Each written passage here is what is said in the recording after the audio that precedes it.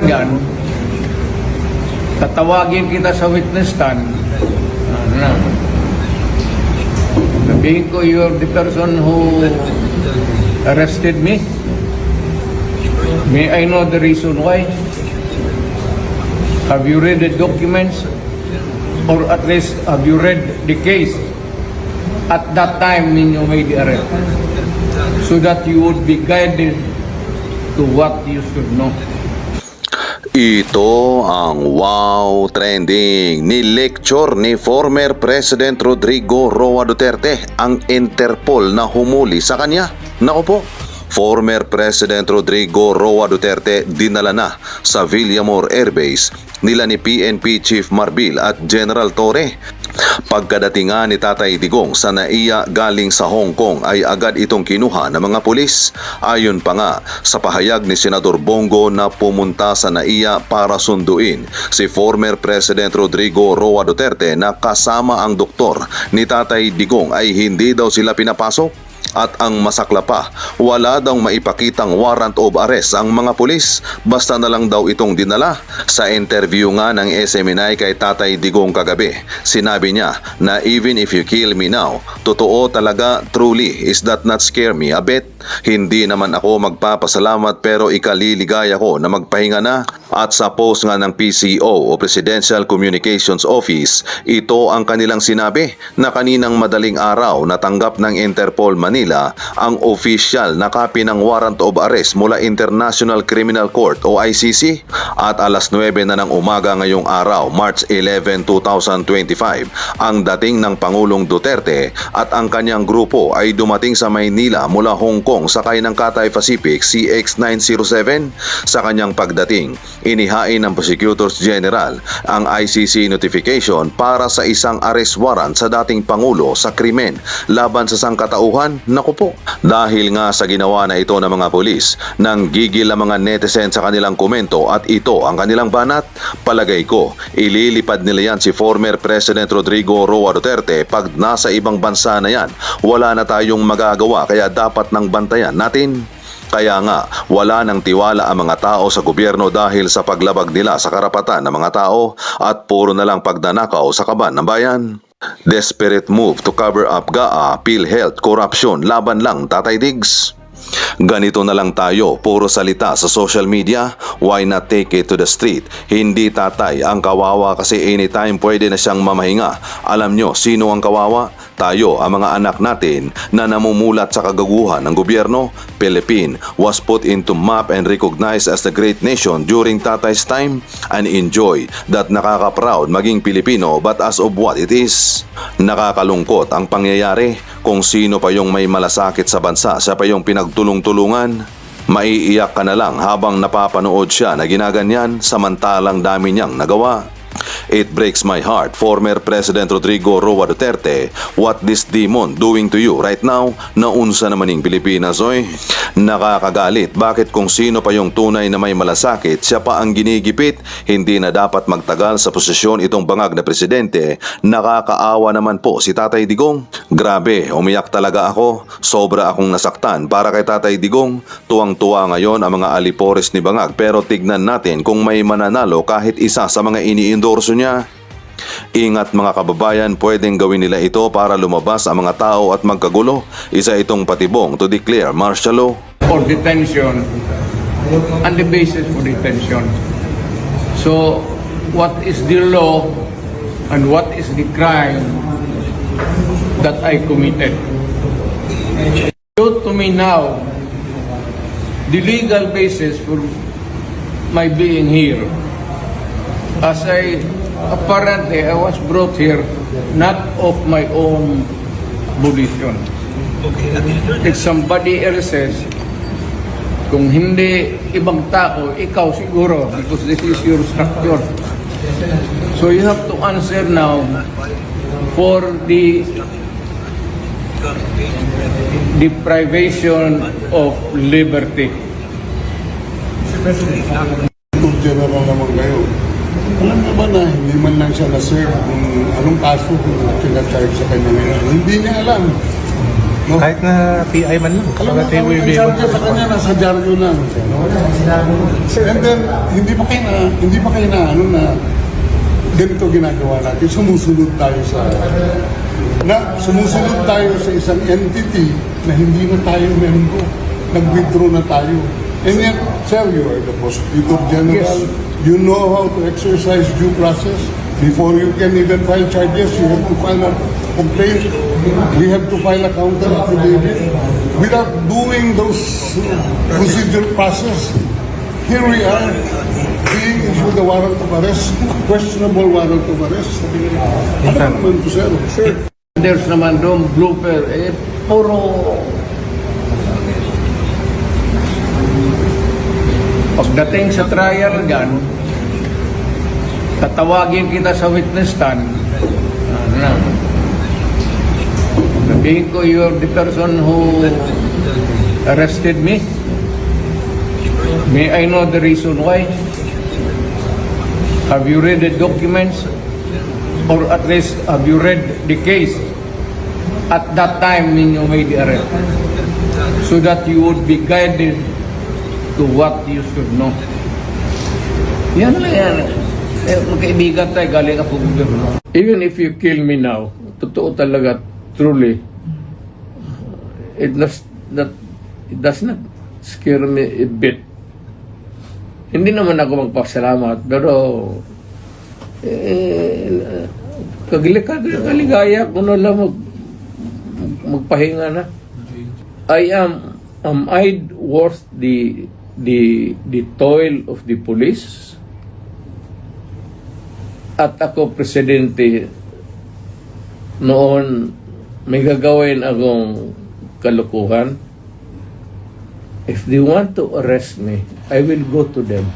No apprehensions whatsoever sa mga naririnig niyo po sa balita, Mayor, na may arrest warrant. Hindi po kayo na babother nito. I'm old for that, actually. Even if you kill me now, totoo talaga, truly, it does not scare me a bit. Hindi naman ako magpasalamat, pero kaligaya ko na lang magpahinga na. So, walang takot whatsoever? Wala, sir?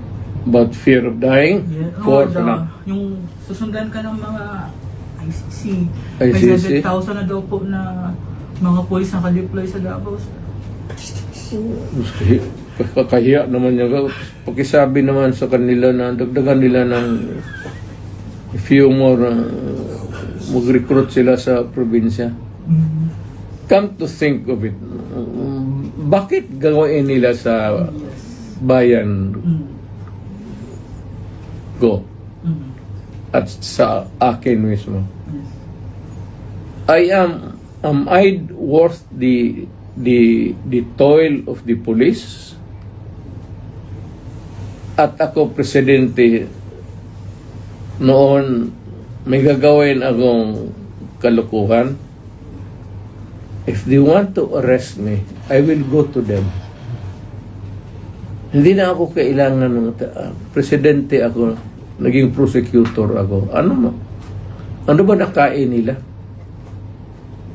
All they have to do is to call me and say, come here that because there's a complaint against you. Or there's a valid summons or whatever from Congress or from the court. Bakit mo pa dramahin sa akin yung gano'n? Matanong nga, sometimes ito nangyayari talaga. What would be the fucking reason for marshalling 5,700? They said. Bakit pagurin mo yung Pilipino?